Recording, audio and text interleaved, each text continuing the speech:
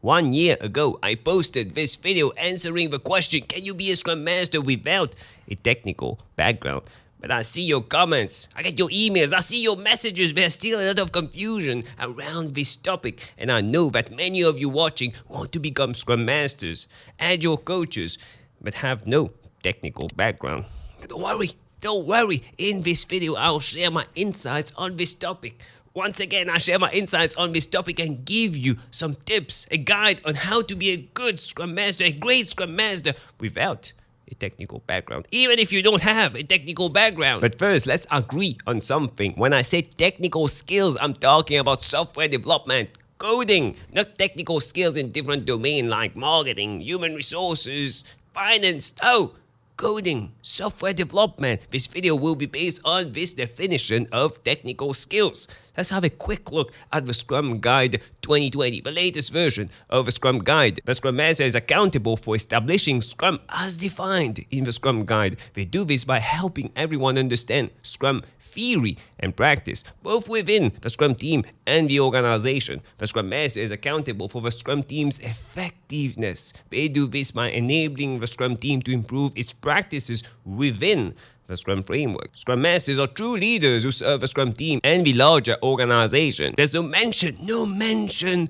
of technical skills, technical background in the Scrum Guide. It's not a requirement, but still, many people believe, especially in software development, when you're using the Scrum framework, but the Scrum Master should have a technical background. Let's start with how having a technical background can be a bad thing for a Scrum Master. When you are a Scrum Master, technical discussions, developers talking about finding a solution to a problem. You're so passionate about technical stuff, coding, but you want to jump in. You want to find the root cause of the issue. You want to find solutions for the issue. You want to fix right now.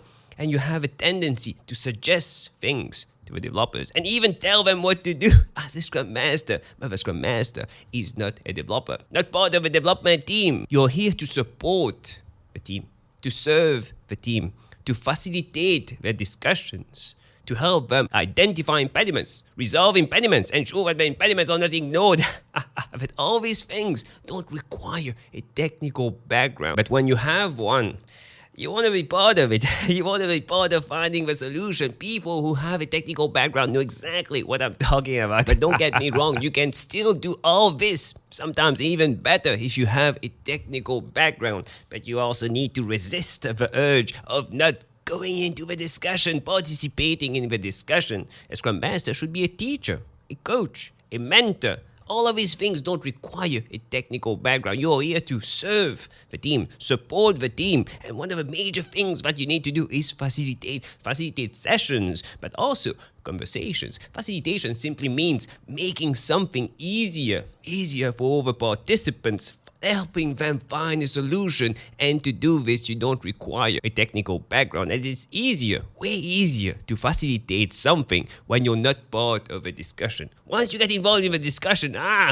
facilitation becomes harder. So again, if you look at the role of a Scrum Master, all the Agile stuff, the Scrum framework, teaching them about the Agile practices, the Agile values, the Scrum framework, helping them implement it and use it and improve on it. All these things don't require a technical background. That's the core of what a Scrum Master does, but still, a technical background can help you do all these things. Let's take a simple example. Let's say your team, your Scrum team, is having a hard time meeting their sprints commitments, in terms of sprint goal, in terms of user stories that they said they would do in the sprint, that they said they would complete. In the sprint retrospective now, one of the members suggests to find a solution to this issue. How do we meet our sprint's commitments? If you're a technical Scrum Master, you might start asking powerful questions, but technical questions. Get involved in the technical discussions, finding the root causes of why we are wasting time. Maybe a server is not available, and you'll get involved. You'll say, okay, what can we do to make this server available? What can we do to make this API work better? How can we optimize this piece of code?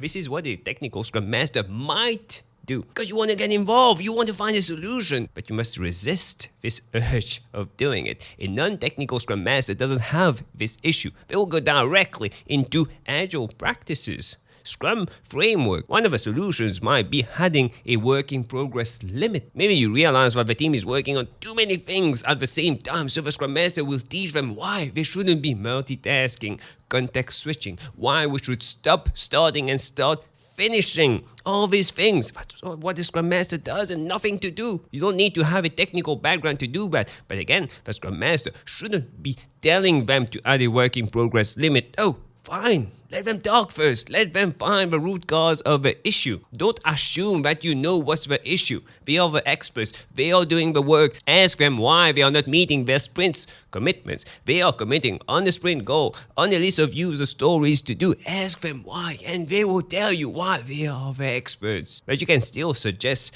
the work in progress limit if you can't come up with a valid solution. Again, you don't need a technical background to do all this, to ask these powerful questions. You don't need a technical background, but I believe that you need something very specific. You don't need to know how to code or understand every lines of code, no, but you need to understand how the delivery process works.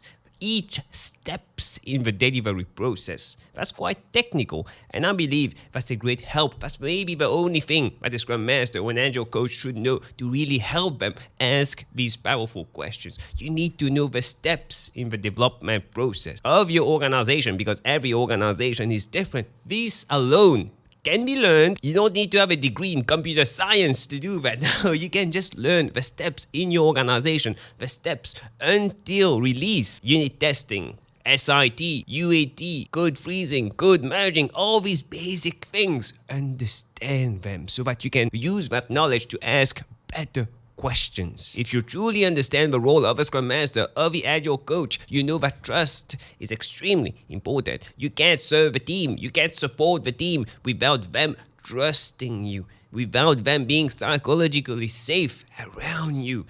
But the problem is, especially for development teams, when we see a Scrum Master without a technical background, a lot of them, let's be honest here, 90% of teams I've worked with, they don't trust people, Scrum Masters who don't have a technical background. They feel that what will the Scrum Master even do? How can the Scrum Master help me without having a technical background? And the main reason why this happens is because the team is not mature enough in their Agile transformation. Mature enough when using the Scrum framework. They don't really understand Scrum or Agile or the role of a Scrum Master. All these things can be fixed. Again, that's most teams, but some teams, they don't really care. Mature teams, they understand why Scrum Master is important, how a Scrum Master can help them. But if you joined a new team or an existing team as a Scrum Master and you feel that they don't trust you, it might be because you don't have this technical background. They don't understand the role of a Scrum Master. So one-to-one sessions with each one of his team members and build this trust. Forget about anything else. Stop telling them what to do. Stop suggesting things. Stop correcting the Agile practices or making them use the Scrum framework. Useless without trust and psychological safety. You can watch this video for more details, but one-to-one sessions with each one of his team members, get to know them, then start including what you do. How can you serve them as a Scrum Master? What's your role? What are your responsibilities? What are you accountable for? And with time, they will start trusting you and understand your worth, because you are worthy.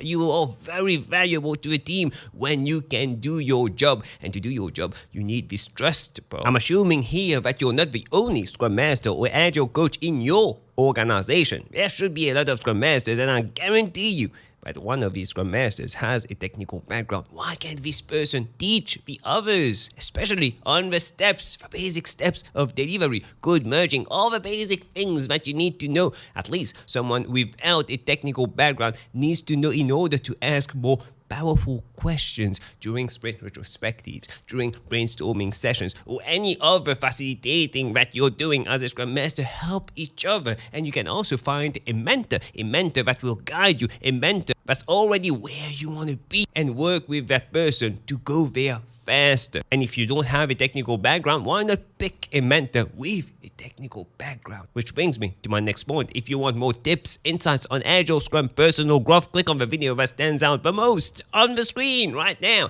And I'll see you in a few seconds.